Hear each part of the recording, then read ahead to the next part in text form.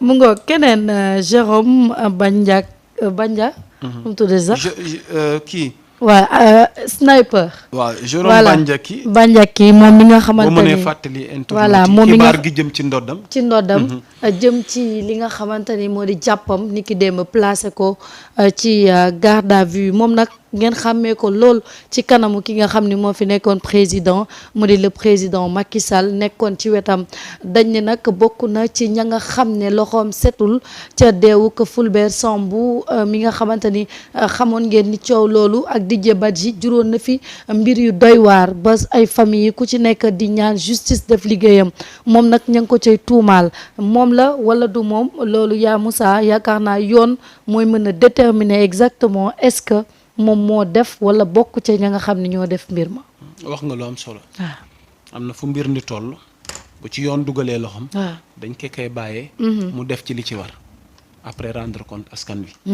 mais arrestation bi nag njortu woon nañ ni risque mën na ci am. mais il y a eu une arrestation certes risquée. mais daanaka intervention bi ñi ko def nag mooy BIP brigade d'intervention polyvalente bu police.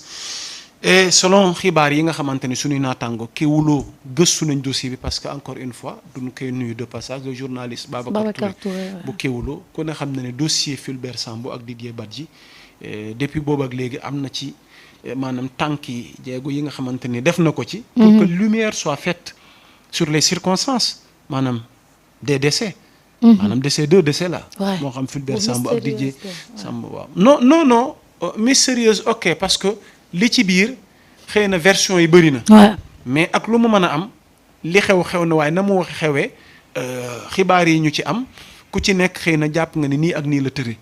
waaye nag am na ci taxawaay wu ci Babacar Touré am mais par rapport ak information bi nga xamante ni moom nga joxe. donc ma daal ciy dikk que c'est une arrestation très risquée qu'ont procédé hier les éléments de la brigade d'intervention de la police BIP selon les informations obtenues par Kéwoulo. Le légionnaire Jérôme Bandiaky a été cueilli chez lui par des éléments de la BIP. Alors qu'on connaissait l'homme adepte des armes à feu et bras armés de l'APR, parti politique dans lequel il a, sous le magistère de Macky Sall, dirigé de nombreuses missions de protection de personnes et leurs biens, Jérôme Bandiaky s'est rendu aux forces de l'ordre sans la moindre résistance. Donc, à rappeler. Voilà. Si pour le moment Kéwoulo ignore ce qu'on lui reproche, il est à noter que le légionnaire le plus célèbre du Sénégal fait partie d'une liste de personnes régulièrement citées dans des affaires ayant endeuillé le Sénégal. Kan mooy Jérôme Bandiaky donc am na ay xibaar yu ñu amal ci bi ñuy dresser son portrait. C'est un soldat moyen. Ancien homme de troupe du 3e bataillon, les fantassins basés à Kaolack, porte le nom de légionnaire, est devenu grâce à ses accointances avec les politiques, notamment l'APR et Macky Sall, à force d'être cité partout, réussi à devenir un mythe vivant. Chef des gardes républicaines, les Marrons du Feu, Jérôme était partout où passait Macky Sall, au front, lors des affrontements ayant opposé forces de l'ordre et militants passifs. Le nom de Jérôme Bandiaky a été cité dans le recrutement des nervis, comme dans la répression des manifestants. Et quand on sait que ces nervis armés ont des côtés des gendarmes et des policiers, ont à côté des gendarmes et des policiers causé la mort de dizaines de jeunes Sénégalais, il y a de quoi l'interroger sur certains cas de disparition, de torture et d'assassinat, souvent cités par la blogosphère des patriotes comme un sanguinaire exécutant des basses besognes, des basses besognes de la paire de Macky Sall. Son nom a aussi été évoqué dans le bruyant dossier des 2 soldats morts, Fulbert Sambou et Didier Badji de Ñoomoun.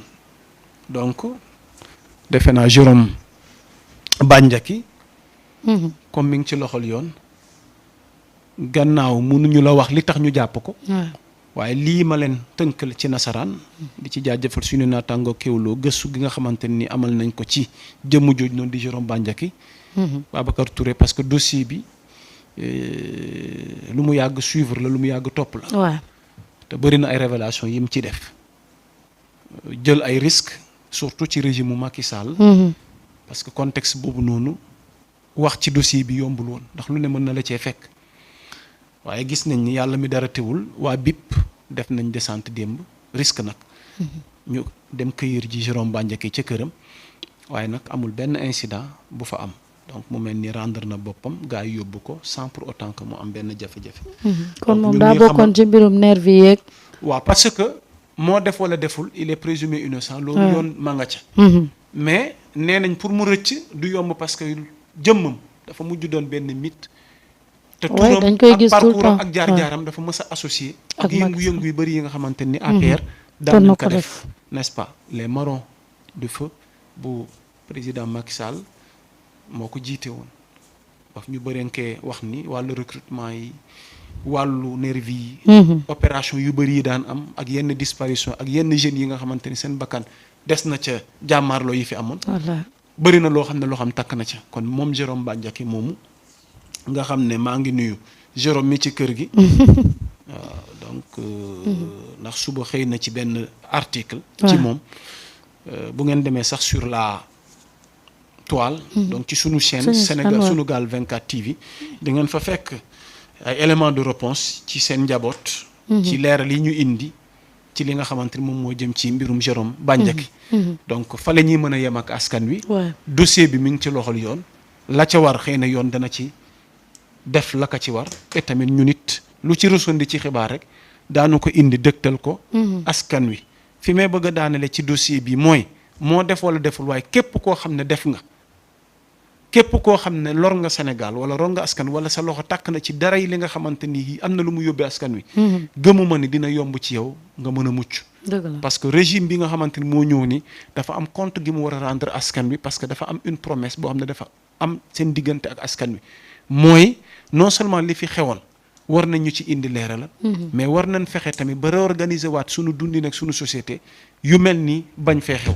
parce que tamit soxna Marieta ak lu mën a xew tamit réew mi bu nu fàtte ne ñu ni neen la sunu biir.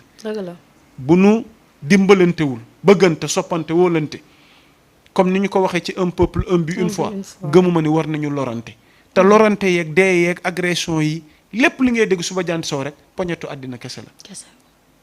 te munoo fexe ba ki ngay sàcc di ko lor ba loolu mën laa jëriñ ba doo dee. mënta ne ba doo feebar. mënta ne ba doo am gàllankoor. maanaam ku ma mën a wax ni. sàcc gi muy sàcc. triande gi muy triande. rey nit gi muy rey nit ñi. lu bon li muy def. jëriñ na ko ba du feebar. jëriñ na ko ba du loru jëriñ na ko ba du dee mu wax ma kon nga sàcc nga rey nga def lu la neex du tax di nga dee kon àddina nañu bàyyi xel sunu bopp bàyyi xel suñu morom wax dëgg fa yàlla ndax réew mi toll na foo xam ne nag defe naa ni defar ko dafa jot. ba tey ci wàllu xibaar defar ko dafa jot lu am solo la fi mu ne nii nag moom réew mi dafa lëmbee ak ay wàllum yoon justice et tout ça parce que niki tey jii la mbirum ka nga xamante ni moo di Pape Abdoulaye Touré ak ñamu porté woon plainte ñoom Antoine Diome ak ki nga xam ni moo fi nekkoon jëwriñ ji Pape Malick Ndour ak ñeneen ñi ni ki tey jii nag yaa Moussa ci la mbir yi door ci plainte boobu nga xamante ni moom Pape Abdoulaye Touré di ab activiste daal di woon na ko déposé ndax torture yi nga xam ne doon nañ ko def waaye tamit jafe-jafe yu métti yi nga xamante ni dund na ko te jàpp na ni nit ñooñu nga xam ne tey ñoom la porte plainte ñoom ñoo ko teg ba tax na mbir yi ni ki tey jii daal dinay ubbi.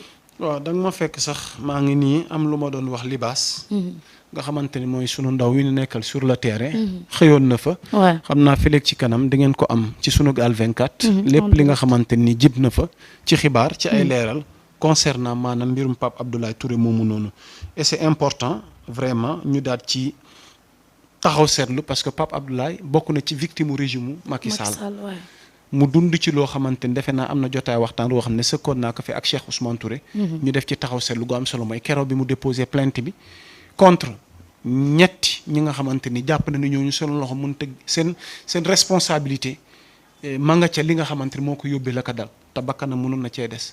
donc mu tuddoon ci Antoine Diome. tuddoon ci Pape Malick Ndour ministre de la jeunesse tudd ci général Moussa Fall ce matin moom Pape Abdoulaye Touré yónnee na ma li nga xamante ni moom mooy information boobu dinu xamal nañu ma nga dem mi ngi dem ca fa nga xamante ni moom mooy voilà donc mi ngi bi ma ko yóbboon dina ma à l'attention de la presse nationale et internationale à la suite de ma plainte déposée auprès du procureur de la République contre les présumés auteurs des actes de torture dont j'ai été victime en juin 2023 nee na je suis convoqué demain mooy bésu tey ji 11h à la division des investigations criminelles ainsi déclaration de presse sera tenue à la sortie de notre audition devant maanaam la porte de la DIC à 11h30 donc ñu ngi xaarandi incha allahu rabbi